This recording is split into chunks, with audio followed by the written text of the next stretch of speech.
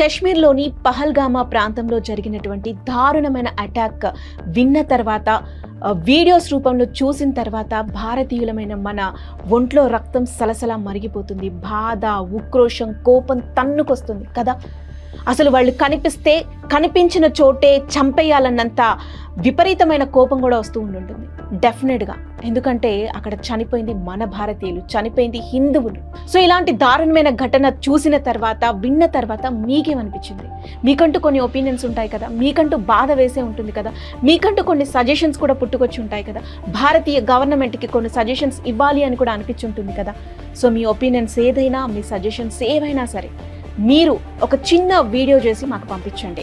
కింద స్క్రోల్ అవుతున్న నెంబర్ 7794823834 అనే నెంబర్కి 2 minutes వీడియో రూపంలో మీ ఒపీనియన్స్ అండ్ మీ సజెషన్స్ని మాకు వాట్సాప్ చేయండి.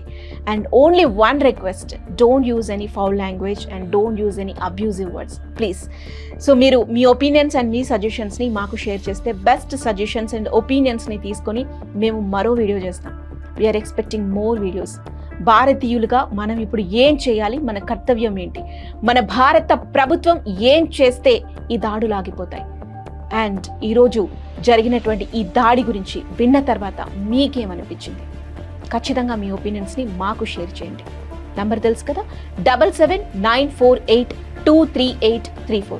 మీరు వీడియో ఫార్మాట్లో మాకు పంపించాలి అని మీకు అనిపించకపోతే ఆడియో అయినా పర్వాలేదు, 2 minutesలో మీరు చెప్పాలనుకున్న విషయాన్ని ఆడియో రికార్డ్ చేసి పంపించినా కూడా ఫైన్. Thank you.